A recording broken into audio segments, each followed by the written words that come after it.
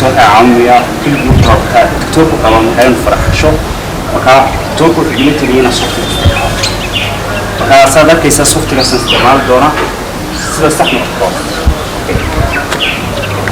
أنا مخاوي سكرت وكبي سوى ذا كيسان دكتور فرح وانا waxaan filayaa inaad talada qaadateen oo aad maanta garanaysaan markaad kildi haysato kildigaas ama shay kale oo la qaado macaagadaada ama wax kale ha ahaado oo dad kala duwan agabka isticmaalayaan inaad isticmaalayso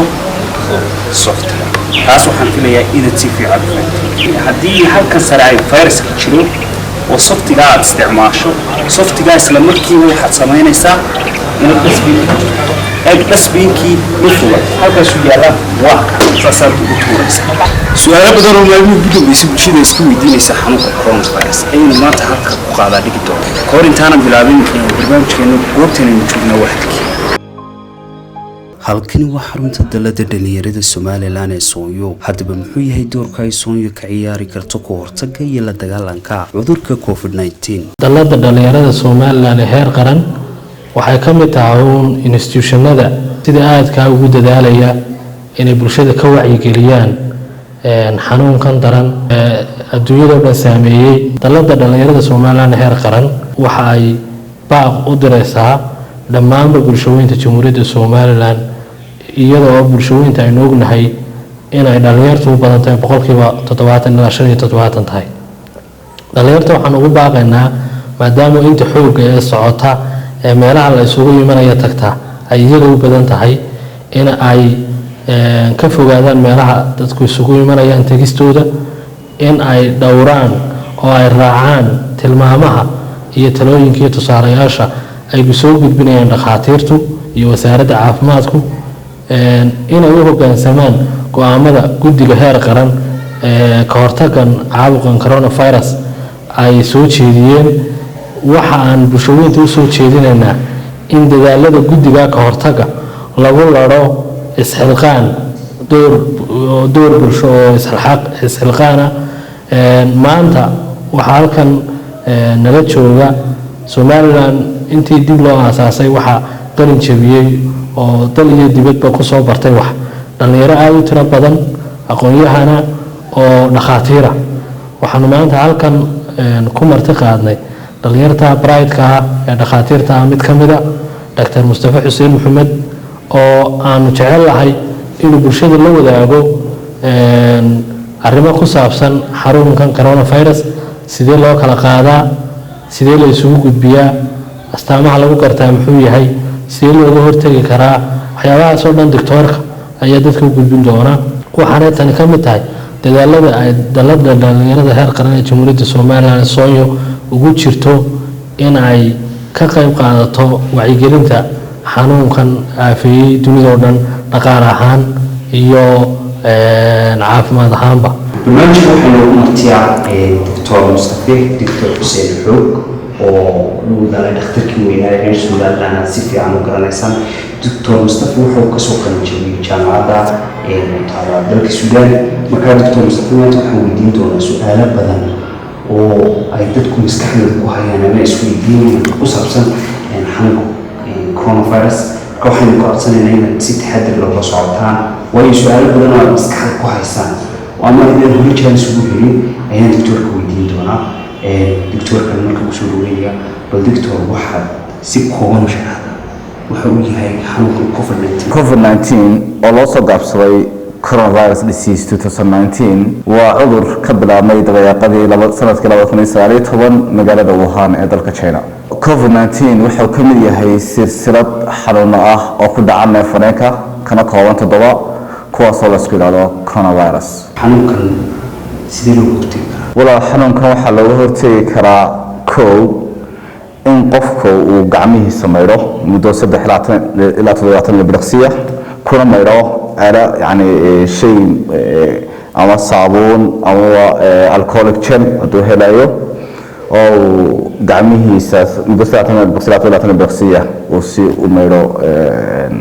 soo xubin kasta oo gacmihiisa meelaya waxa kale oo waqti kale xawayaan qofku marka uu hindisayo ama qofacayo in cududiisa oo ku hindiso kuna qofaco waxa kale oo waqti kale in qofku aanu taaban aaladaha laga yaabo inuu taabtay qof cudurkan qaba iminka warqadahoo kale fayraska wuxuu ku noolaanayaa 3 saacadood dharka oo kale wuxuu ku noolaanayaa 2 cisho quraadahoo kale wuxuu ku noolaanayaa 4 cisho caagadaha iyo maskiskana xidhanahay wuxuu ku noolaanayaa 7 cisho marka oo fayrasku ku dul noolaan karaa yani qofkii taabtana uu u gudbi karo fayraski sidaas waxaa qurux badan qofkii inuu يعني iska ilaaliyo waxyaabaha noocaashooda sidoo kale inuu qofku sameeyo physical distancing oo 1 mitir ilaa 2 mitir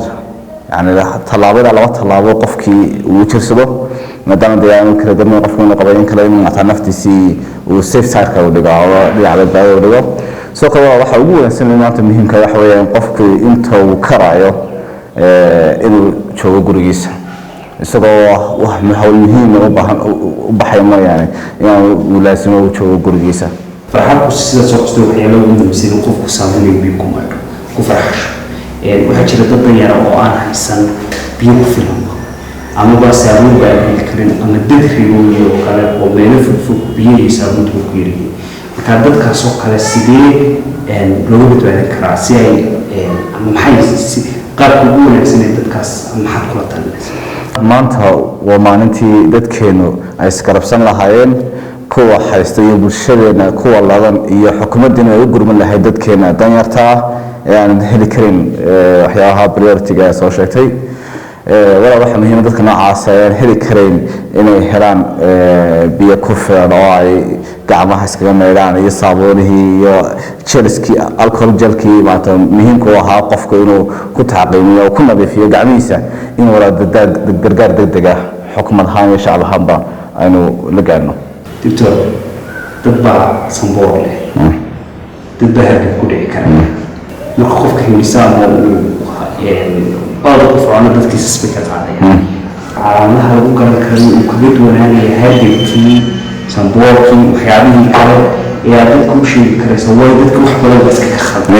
qofka qofacada waa la carraya hadduu qofka sanboor lahaa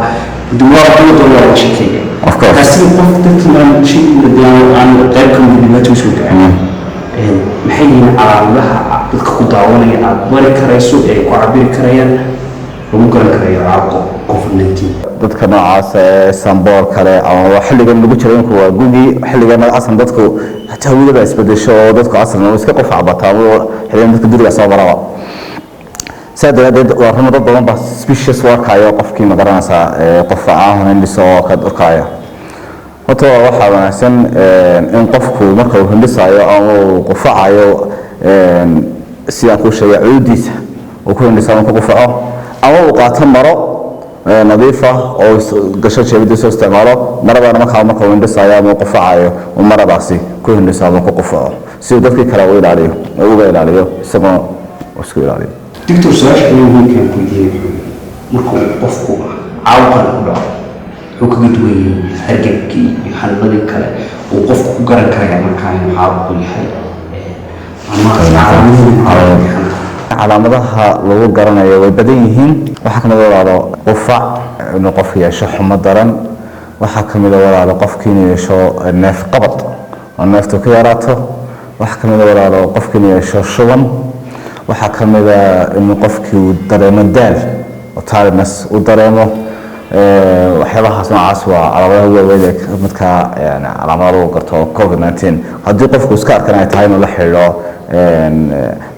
يعني قبها عفوا مقدرة عفوا وهلي كراي. حنون كان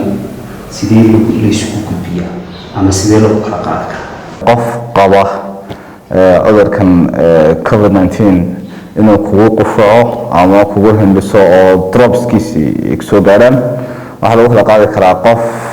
قبه مال وتابتي أما والحو تابتي أو تابته استيل سوق فارس كده ما يكون نوته إنا أول تابته أو حقائق كرتها. وحيوانا عاصا ويرى وكلا قاضى سؤال شكلات كون كان ولد بشي يقول أخو بدنا كتبتوا هبين أنت قاعد قايم ود بيسين دتو كهني ولد ما بشي كان سالان حتى قف كل يجوا وبعد كان يحسبه قاعد كي وقت دوال دقيقة taabashada oo taabanaya kii kalena ka qaadi karaya bulshada kale way gaarsiin karaysaa kii markuu qaybo guriga loo noqdo xaafadiisii masareyn karaya sidee hawshaasi walaal qaabkaasi waa riska aad u weyn yani qofka waxa laga yaabaa qofka soo guraya beerta ka soo guraya inuu yahay qof maanta COVID-19 positive ah oo qaba Itoobiya ka dhowr sodon mareysay intaan looga baa kale badan marka qofka qabay markuu qaadkii soo guro ee soo raacay adana qofkii kale يعني يبني قبطه لقى يسوي بوزيتيف فيها هذا كي كلا كسي مركا ولا وي يعني لسوق بكريمات وين كوفيد 19 waxaan hadda ku talnaa inay afar galayaan ay ka fogaadaan dadku waxay ku jahwareersiin waxa saddex socota fariin dhaqaatiirta soo gudbinayay iyo propagandadii kale ee dadka dhexdeeda oo qof walba jecel yahay iska sheegaya ama siduu fikirkiisa u arko ayuu coronavirus ku cabiraya taasoo keentay in ay mararka qaarkood propagandadii dadku ay aad u xoog badato ee dadku ay fikirkooda ku cabirayaan exactly what ay dadka ugu nugul xanuunkan uu khatarta ugu badan ku keenay inuu doonayo inay si gaar ah cudurka waxa dadka shilixan jirka ka weyn waxa kamid dad kale xiiqda asmatiga waxa kamid dadka diabetic macaan kale waxa kamid dad iyaga leh xanuun daran sida kaliya xanuun daran chronic kidney disease ka wadna xanuunka اللهم صل على محمد waxa kala kamid dad iyaga leh beer xanuunka dad iyaga noocaasi wada iyaga u nugul ama cudurro hore leh wada iyaga u nugul inuu u dhintaan oo yani inay u dhintaan cudurka COVID-19 tan soo jeedin wax weeyaan aan ka baran karno tan soo jeedin ku beeskaranayo ama ku saleynayo waxaan ka baran karno dadweynaha ku dhacay ama boodi ka soo bilaabay cudurka China ama South Korea oo ku dhacayba ka hor Mareykanka intaan ku dhicin waxaan ka baran karno wax weeyaan walaalo in cudurkan sida loo guuleysanayo ama sida loo xakameynayo ama sida lagu maaraynayaa inay tahay inay ku xidhnayn yani dhaqaalaha haysato iyo nidaamka caafimaadka haysato ay ku xiran tahay dhaqanka bulshada ay dadka u leeyihiin walaalo dadkii yani anshaxa iyo yani kala dambeynta anshaxa kala dambeynta ama qaadashada iyo dhaqanka awaamirta dawladda loo dhiglaada waxay noqotay maanta ka dhigtay dalyawga uu ka soo bilaabay ama ugu horeeyay cudurkani in noqon dalyawga u maaraxay xanuunkan marka taas waxay fahmaan in dhaqan bulsheedka ay bulshada u nooshahay iyo sida ay ugu dhagan ugu leeyihiin yani awaamirta dawladda iyo talooyinka caafimaadka dhaqaatiirtooda inay tahay waxa ugu muhiimsan maanta cudurkan yani loogu xakameyn karo loogu maaraxi karo mid kale waxaan ogsoonahay oo aynu ka baranay aafadan dhacday ee COVID-19 in hadba sidaynu uga dhab sheegno ayaynu uga jawaab celino ayaynu uga run sheegno hoggaansanka awaamirta dawladdeena iyo dhakhaatiirteenu inay saamigal quman la tahay hadba sidaynu xakameynayno ee aynu uga hortegayno cudurka kan